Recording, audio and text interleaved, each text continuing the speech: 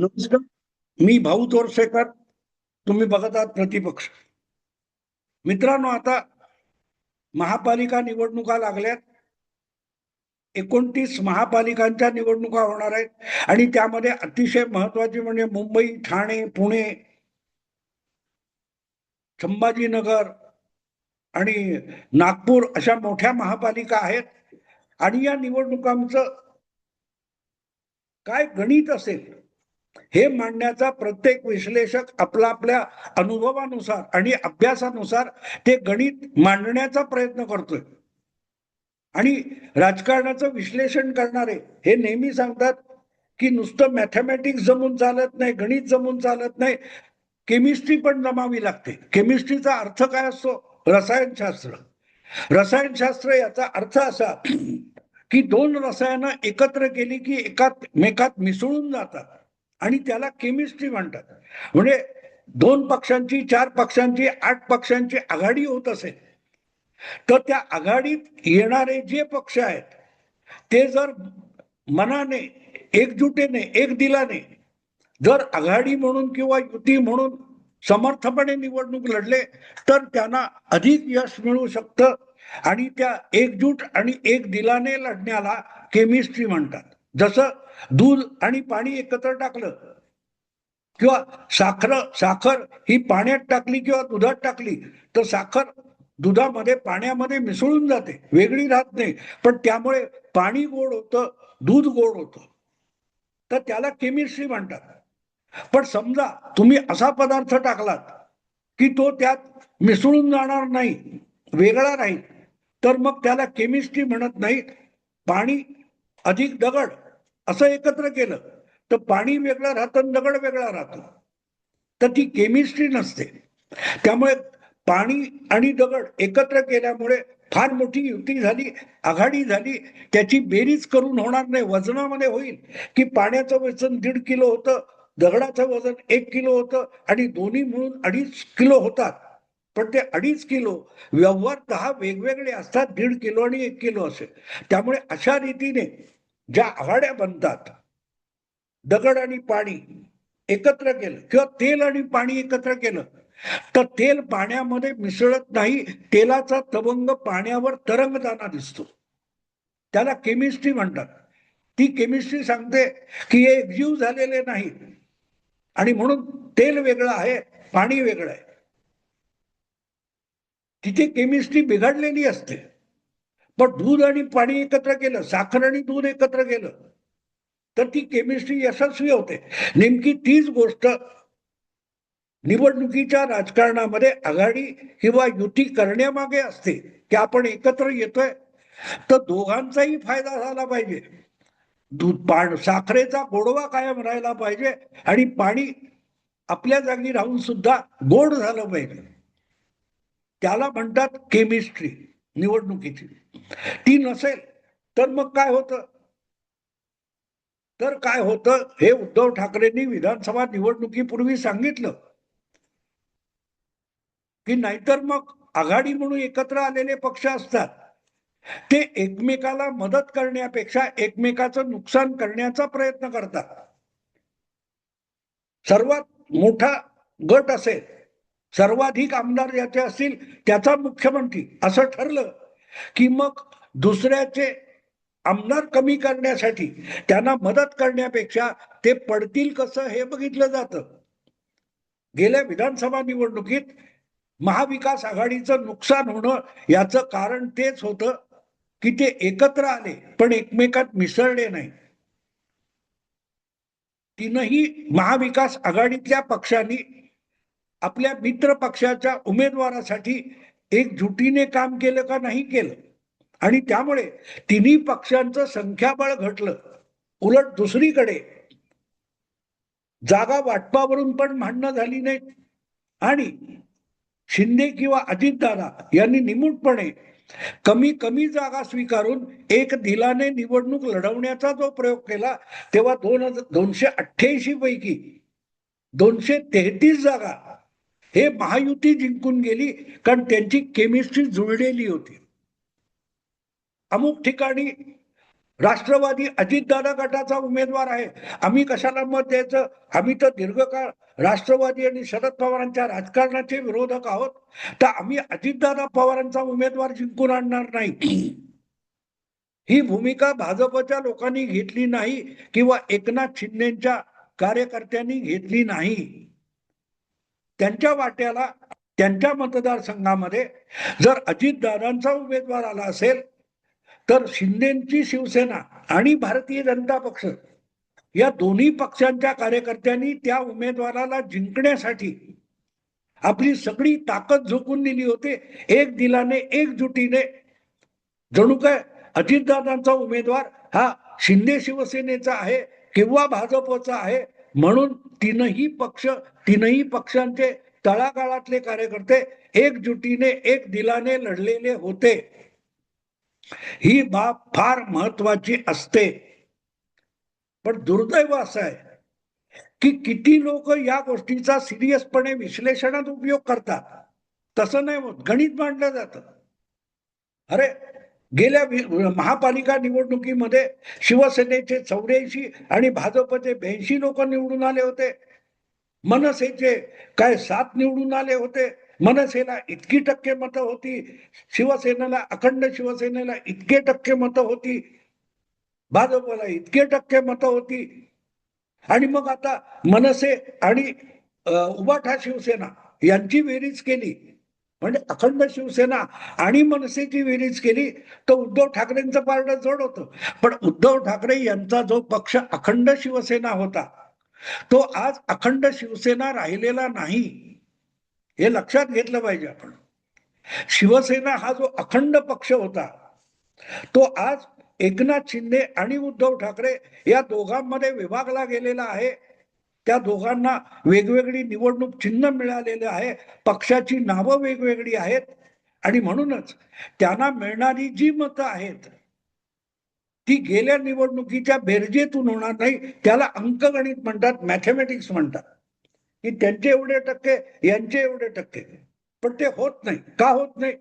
अनेकदा भाजपचा एक ठराविक वर्ग असा असतो की तो कट्टर उद्धव ठाकरे विरोधक असतो आणि उद्धव ठाकरे यांचा काही वर्ग असा असतो की जो कट्टर पवार विरोधक असतो किंवा राज ठाकरे विरोधक असतो.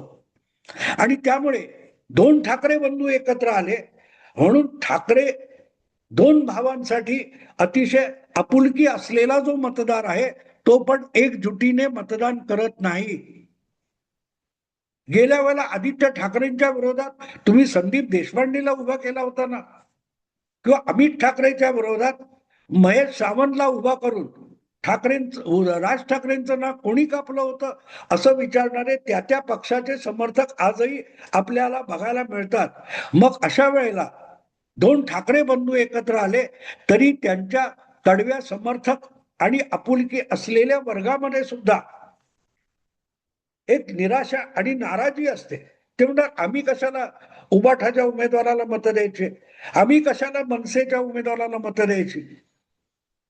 तर नेत्यांचे जे हेवे दावे असतात की उद्धव ठाकरे यांना भाजपविषयी कितीही तिटकारा असो, एकनाथ शिंदेचा विरोधी हडवैर असो, पण त्यासाठी तळागाळातले तुमचे कार्यकर्ते एकनाथ शिंदेना किंवा देवेंद्र फडणवीसांना धडा शिकवण्यासाठी तुम्ही म्हणाल त्या त्या उमेदवाराला निमूटपणे मत द्यायला उभे राहणार आहात का याचा विचार करावा लागतो. त्याचं एक समीकरण मांडावं लागतं. ते जर मांडलं नाही तर नुसते आकडे कामाचे नसतात. आणि म्हणून मी सांगतो की केमिस्ट्री आणि जो काय प्रकार असतो त्यामध्ये एक गोष्ट कायम लक्षात ठेवायची की निवडणुकीचं जे गणित असतं ते साधं गणित नसतं, ते बीजगणित असतं. आणि बीजगणितामध्ये तुम्हाला माहिती आहे की नुसते आकडे नसतात. त्या गणितामध्ये अ अधिक ब वजा क भागिले ड. आता याच्यात अ म्हणजे काय, ब ची किंमत किती, क म्हणजे काय, क ची किंमत, ड ची किंमत किती, तर ते तुम्हाला गणित मांडता येतं. आणि त्यामुळे मग परत चिन्ह कुठचं आहे, अधिक चिन्ह असेल तर पहिली बेरीज करून घ्या, मग गुणिले असेल तर मग पुढच्याशी गुणाकार करून घ्या, किंवा इकडे बेरीज आणि इकडे वजाबाकी आणि मध्ये भागाकार किंवा गुणाकाराचं चिन्ह असेल तर आधी या दोन बेरीज वजाबाक्या करून मग पुढचं गणित सोडवावं लागतं. इतकं गुंतागुंतीचं असतं, त्याला बीजगणित म्हणतात. आणि विधानसभेचं सॉरी निवडणुकीचं राजकारण किंवा निवडणुकीच्या मतदानाचं जे गणित असतं ते साधं अंकगणित नसतं. अंकांची हेराफेरी करून बेरीज वजाबाक्या करून त्याचं उत्तर मिळत नाही. ते बीजगणिताप्रमाणे सोडवावं लागतं. आधी कंस सोडवायचा की आधी भागाकार करायचा वगैरे वगैरे. आणि म्हणूनच दोन ठाकरे बंधू एकत्र आले तर त्यांच्या त्यांच्या मतदाराची प्रतिक्रिया काय असेल किंवा एकनाथ शिंदे यांचा समर्थनाला उभा राहिलेला अगदी कट्टर मराठी मतदार असेल तर त्याच्या मनात सुद्धा काही प्रमाणात दोन ठाकरे बंधू एकत्र आले तर थोडीफार चलबिचल निर्माण होऊ शकते आणि असा मराठी मतदार ठाकरे निष्ठेसाठी अस्वस्थ होऊ शकतो. कदाचित तो मतदानाला जाणार सुद्धा नाही किंवा भरभरून जाईल सुद्धा. तेव्हा हे जे बारीक बारीक बारीक गोष्टी असतात या लक्षात घ्यायला लागतात. मी तुम्हाला माझ्या अनुभवाचं एक उदाहरण सांगतो. अगदी काल परवा म्हणजे 1 महिन्यापूर्वी बिहार विधानसभा निवडणुकीचे निकाल लागले. मी काय बिहारला गेलेलो नव्हतो. मी कधी ओपिनियन पोल घेत नाही, मी पत्रकार परिषदेला जात नाही, मी कुठच्या प्रवक्त्यांना नेत्यांना भेटत नाही. मी येणाऱ्या बातम्या असतात त्यांना चाळण लावून त्याचा आशय शोधण्याचा प्रयत्न करतो. पडद्या आड काही त्याची काही माहिती मिळते का बघतो. वेगवेगळ्या बातम्यांची एकत्र जोडणी करतो. मी बिहारच्या निवडणुका रंगात आलेल्या असताना एक व्हिडिओ बघितला होता. अनेकांनी बघितला असेल, मी एकटा नाही, अनेक पत्रकारांनी बघितला असेल. एक कुठच्या तरी चॅनेलचा मला वाटतं राजीव रंजन किंवा अशा नावाचा एक रिपोर्टर आहे. तो नेहमी माहोल क्या किंवा असा काहीतरी कार्यक्रम करतो. बहुतेक त्याचा तो व्हिडिओ होता. बिहारच्या वेगवेगळ्या शहरांमध्ये ग्रामीण भागामध्ये फिरणारा हा रिपोर्टर एका ठिकाणी त्याने मुस्लिम शाळकरी मुलींच्या मुलाखती घेतल्या होत्या. त्या मुलींच्या अंगावर गणवेश होता आणि तो बघितल्यानंतर लक्षात येत होतं की या मुली शाळकरी मुली आहेत आणि शाळकरी मुली असल्यामुळे नक्कीच या सगळ्याच्या सगळ्या मुली 7-8 मुली ज्या त्याच्या व्हिडिओत दिसतात त्या सगळ्या मुली ह्या 18 वर्षाच्या खालच्या आहेत आणि मतदान करण्याचा अधिकार हा 18 वर्ष पूर्ण झाल्यानंतर मिळतो. याचा अर्थच त्या व्हिडिओमध्ये दिसणाऱ्या सगळ्या मुली ज्या होत्या ह्या मुस्लिम आहेत हे कळत होतं त्यांची नावं वगैरे सांगितल्यानंतर. पण अधिक एक गोष्ट अशी होती की त्या मुली मतदार नव्हत्या. अशा मुलींशी बोलताना त्याने विचारलं की तुम्हाला नितीश कुमार परत पाहिजे की भाजपचा मुख्यमंत्री चालेल की तेजस्वी यादव मुख्यमंत्री म्हणून चालेल. त्या मुलींची उत्स्फूर्त प्रतिक्रिया जी होती ती चक्रावून टाकणारी होती. त्या मुली म्हणाल्या नाही नाही तेजस्वी तो बिलकुल नाही चाहिए. त्यांनी नितीश हवा किंवा भाजप चालेल असं बिलकुल म्हटलं नाही. पण त्या मुस्लिम शाळकरी मुली सांगतात की तेजस्वी तो कुछ भी हुआ तो नहीं चाहिए.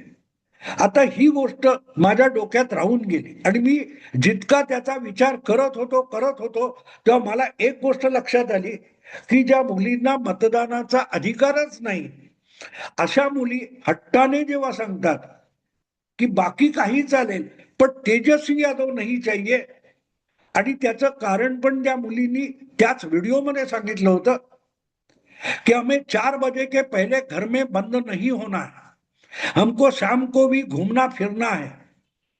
आता ज्या वेळेला या मुली अशी प्रतिक्रिया देतात तेव्हा त्या स्पष्ट शब्दामध्ये राजकीय भाषेमध्ये जो बिहारमध्ये प्रचार चालला होता त्या आधारावर जर आपण या वाक्यांचा अर्थ लावण्याचा प्रयत्न केला तर तो अर्थ असा निघतो की त्या मुली म्हणत होत्या आम्हाला लालूचं जंगलराज परत नकोय. तेजस्वी हा लालू यादवचा मुलगा आहे आणि लालू यादव मुख्यमंत्री असताना किंवा 10-15 वर्ष लालूच्या पत्नी मुख्यमंत्री असतानाचा जो सरकारी कारभार होता जी प्रशासन व्यवस्था होती ती मुलींना घरी अंधार पडल्यानंतर बाहेर जाऊ देत नव्हते.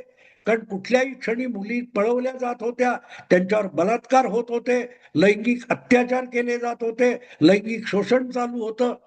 आणि तेजस्वी आला तर परत एकदा तो जंगल राजचा कारभार येईल, ही भीती त्या मुलींच्या बोलण्यातून व्यक्त होत होती, ज्याचा उल्लेख सातत्याने भाजपच्या बिहारच्या प्रचारामध्ये अगदी नरेंद्र मोदी सुद्धा करत होते. आणि तेवढीच गोष्ट नव्हती, तेजस्वी यादवच्या प्रचारासाठी जे भोजपुरी किंवा तत्सम तिथल्या लोकल भाषेतले लोकसंगीत करणारे जे गायक होते, त्यांची जी गाणी होती ती सांगत होती की तेजस्वी यादवचं सरकार येऊ देत, की आम्ही यादव लोक राजरोसपणे गुंडगिरी करणार आहोत, कट्ट्याचं म्हणजे पिस्तूल बंदुकीचं राज्य येईल, कोणाच्याही घरातून कुठल्याही मुलीला बाईला आम्ही उचलून घेऊन जाऊ, अशा प्रकारची गीतं तेजस्वी यादवच्या प्रचारालाच केली जात होती. त्याचा प्रभाव त्या मुलींवर होता. भाजपच्या प्रचाराचा प्रभाव त्या मुलींवर साफ दिसत होता, ज्या मुली मतदान करणार नव्हत्या. मग त्या मुली काय बोलतात, त्याला किंमत का द्यायची, याचा मी विचार करत होतो. या मुलींची मुलाखत घेण्यात काय अर्थ आहे. आणि विचार करता करता माझ्या डोक्यात एक गोष्ट आली की या मुली जी भाषा बोलतायत त्या मुली नक्कीच मोदींच्या किंवा भाजपच्या प्रचार सभेला गेलेल्या नाहीये, मग त्या का बोलतात. हा विचार करता करता मला एक गोष्ट लक्षात आली की या मुली जे बोलतायत, मुस्लिम मुली बोलतायत, तेव्हा मुस्लिम घरातल्या प्रौढ महिला ज्या 35च्या 30च्या घरातल्या असतील, यांच्या आया असतील, त्यांची मावशी असेल, त्यांची आत्या असेल, ते सुद्धा जंगल राजच्या आठवणी घरात बोलत असणार. आणि म्हणून तेजस्वी परत आला तर ते जंगल राज येईल, बायकांना, मुलींना, तरुण मुलींना घराबाहेर पडणं म्हणजे पाप होईल, संकट होईल. हे घरातल्या मोठ्या महिला बोलत असतील तर त्या महिला तेजस्वी यादव सत्तेत येईल त्या दिशेने मतदान करणार नाहीत, दुसरीकडे कुठेही करतील. पण काँग्रेस आणि काँग्रेसच्या महागठबंधनातल्या तेजस्वी यादवची मुख्यमंत्री पदाची शक्यता मुस्लिम महिला संपवतील या निष्कर्षाप्रत मी आलो. आणि मग मुस्लिमांमधला महिला हा अर्धा लोकसंख्येचा भाग असेल मुस्लिमांपैकी, तर मुस्लिमांमध्ये कमीत कमी 20 ते 25% मुस्लिम महिला या जर तेजस्वीला पाडण्यासाठी प्रयत्न करणार असतील, मतदान करणार असतील, तर पारडं आपोआपच तेजस्वी आणि काँग्रेस गठबंधनाचं हलकं होतं या निष्कर्षाप्रत मी आलो. आणि म्हणून मग आधीच नितीशला न कंटाळलेला मतदार, त्याला हटवण्यासाठी उतावळा नसलेला मतदार म्हणून नितीशचं आणि भाजपचं पारडं जड होतं. पण एवढ्या संख्येने जर 25-30% मुस्लिम महिला जर तेजस्वीला पाडण्यासाठी नितीशकडे आणि भाजपकडे वळल्या, एनडीएकडे वळल्या, तर मग लँडस्लाइड होऊ शकते, सुनामी येऊ शकते या निष्कर्षाप्रत मी आलो फक्त एक व्हिडिओ बघून. आणि म्हणून मग मी इथे बसून, मुंबईत बसून, बिहारमध्ये 200 जागा मिळतील असं माझ्या हिंदी पॉडकास्टमध्ये माझे जे मित्र पत्रकार आहेत त्यांच्या देखील युट्यूबवर मी बोलून गेलो अवघा 2 दिवस आधी. आणि 14 नोव्हेंबरला जे निकाल आले ते तसे आले, कारण इथे केमिस्ट्री आणि बीजगणित हे 2 गोष्टी आवश्यक असतात. त्या मुस्लिम मुलींच्या त्या व्हिडिओमधून मला बीजगणिताचा उलगडा झाला, बिहारच्या निवडणुकीच्या बीजगणिताचा उलगडा झाला. तेव्हा या महापालिका निवडणुका महाराष्ट्रात होऊ घातल्यात, त्यामध्ये वेगवेगळ्या पक्षांच्या यापूर्वीच्या महापालिका, लोकसभा, विधानसभा या निवडणुकांच्या बेरजा वेगवेगळ्या जाती धर्माच्या किंवा पक्षांच्या मतांच्या बेरजा करून अंकगणित होईल, पण बीजगणित सोडवलं जाणार नाही. बीजगणित जो सोडवू शकेल तो निवडणुका जिंकत असतो. आणि बीजगणित हे सोडवता येत नसेल, ती युती असो किंवा आघाडी असो, तिला बीजगणित दणका देत असतं. निवडणुकीत मतदानाचं बीजगणित ज्यांना सोडवता येतं त्यांना म्हणूनच निवडणुका जिंकता येतात. मग तो पक्ष असो, ती युती असो, ती आघाडी असो.